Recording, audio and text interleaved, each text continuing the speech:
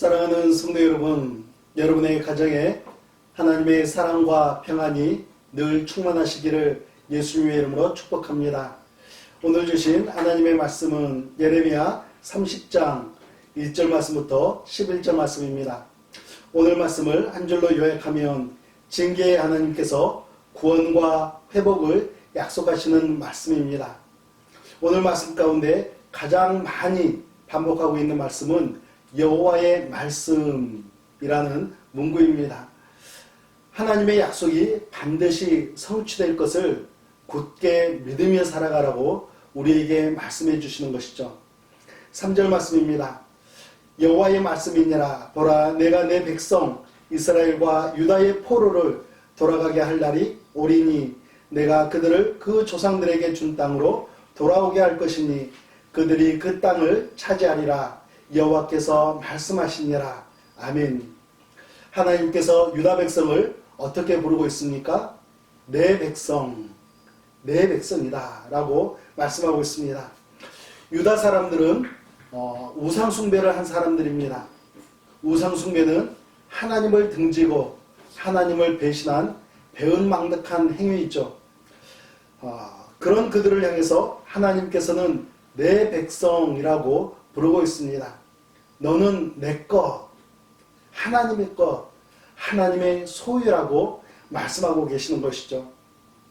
하나님께서 그들에게 어떤 약속을 주고 계십니까? 너희 조상의 땅으로 돌아오게 될 것이다. 그 땅을 다시 너희들이 차지하게 될 것이다 라고 말씀하고 있습니다. 사랑하는 성도 여러분, 하나님께서는 우리들이 미우나 고우나 내 자녀, 나의 것이라고 말씀하고 있습니다. 그렇다면 우리들은 어떻게 하나님 앞에서 행하며 살아야 하겠습니까? 우리는 하나님 앞에서 기쁨이 되는 자녀들이 되어야 하겠습니다.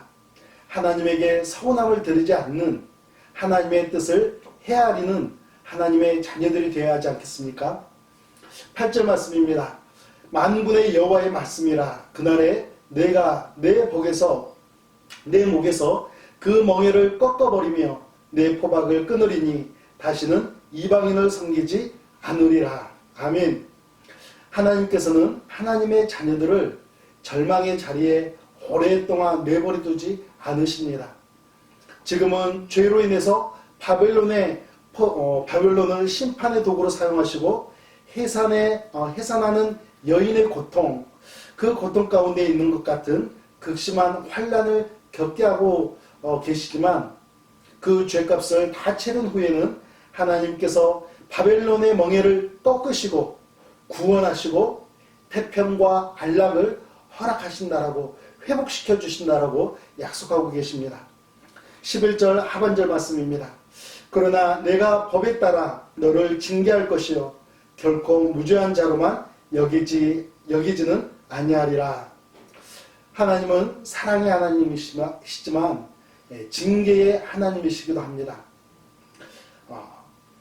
하나님께서 징계를 하시는 이유는 하나님께로 돌아오기를 바라는 간절한 마음에서 우리에게 징계를 내리시는 하나님이시죠. 사랑하는 성도 여러분, 우리는 하나님께서 우리의 마음을 알아달라고, 내 마음을 알아달라고 조를 때가 많이 있습니다. 그러나 정작 우리가 하나님 앞에서 바른 하나님의 자녀로 살아가기 위해서는 하나님의 마음을 깨닫고 하나님의 마음에 합당한 성도가 되는 것이 바람직한 것이죠. 하나님의 사랑을 받을 때에도 하나님의 징계를 받을 때에도 우리를 사랑하시는 하나님 한 분만 계속해서 주목하여 바라보시는 여러분과 제가 되기를 예수님의 이름으로 축복합니다. 우리 함께 기도하겠습니다.